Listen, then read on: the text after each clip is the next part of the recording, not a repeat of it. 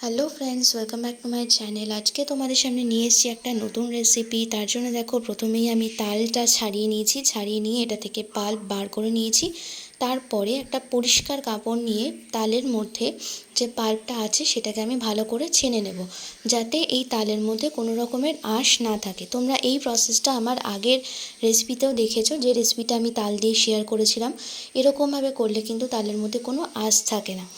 তারপর এটা আমি করছি আমাদের ঠাকুরকে ভোগ দেওয়ার জন্য। তো তোমরা কিন্তু এটা যে কোনো পুজো পার্বণ অনুষ্ঠানে কিন্তু এটাকে তৈরি করতে পারো, আর এটা খুবই টেস্টি হয়।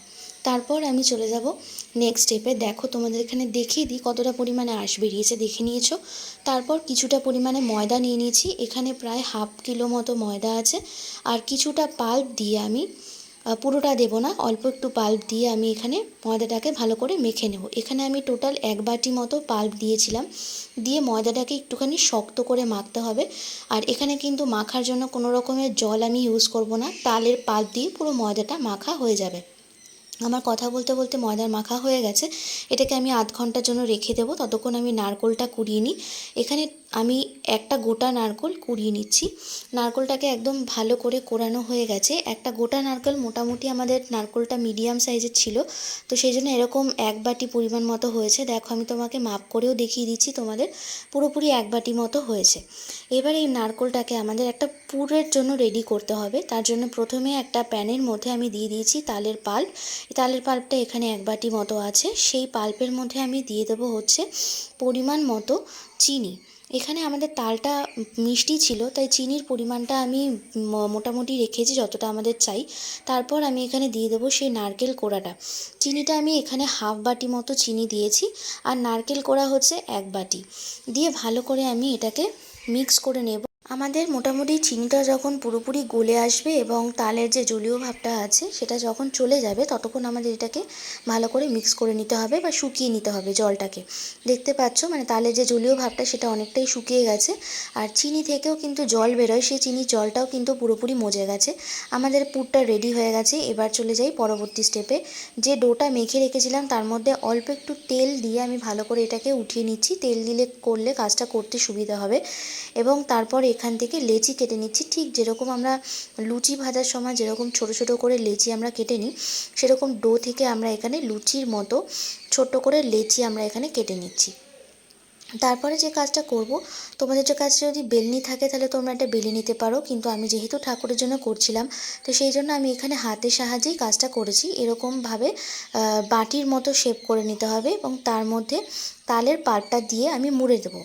মোড়ার স্টাইলটা তোমাদেরকে আরেকবার আমি দেখিয়ে দেবো, তাহলে তোমরা কাছ থেকে দেখলে বুঝতে পারবে যে কীরকমভাবে আমরা মুড়ছি। আর এই পিঠেটা কিন্তু খুবই সুন্দর হয় আর খুবই টেস্টি খেতে হয়। দেখো, আমি এরকমভাবে বাটি শেপ করে মাঝখানে পুরটা দিয়ে নিচ্ছি। পুরটা দেওয়ার পরে মুখটাকে বন্ধ করে দিয়ে সাইড দিয়ে হালকা করে প্রেস করে করে বিনুনি টাইপের আমরা এটাকে বেঁধে নিচ্ছি, মানে মুখটাকে বন্ধ করে নিচ্ছি। সো এই জিনিসটা করা খুবই ইজি, তোমরা আরেকবার দেখলেই বুঝতে পারবে। হ্যাবক কিছু ব্যাপার নয়, খুবই ইজি কাজটা করা। আর এই কাজটা দেখতে খুবই সুন্দর হয় এবং বিভিন্ন রকমের পিঠেও কিন্তু এরকমভাবে করা যেতে পারে।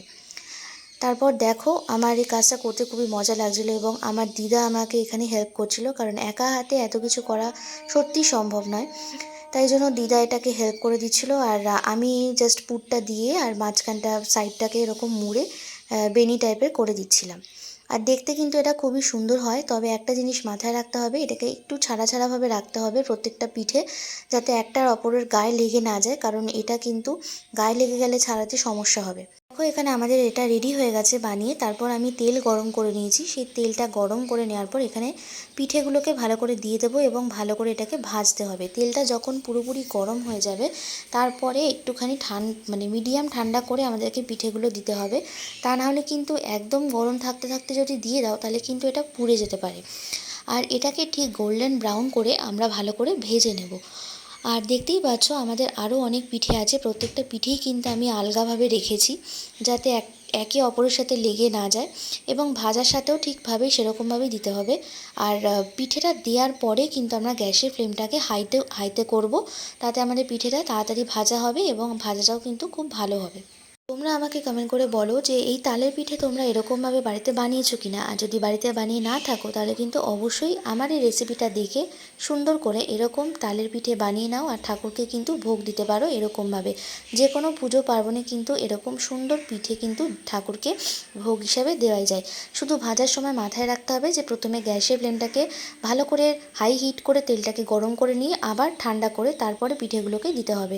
দেখো এখানে আমার পিঠেগুলো পুরোপুরি রেডি হয়ে গেছে। এবার আমি এটাকে সার্ভ করে দেবো, গুছিয়ে দেবো একটা শালপাতার মধ্যে। আমি এটাকে সার্ভ করেছি, আর দেখতে কতটা সুন্দর হয়েছে, খেতেও কিন্তু খুবই সুন্দর হয়।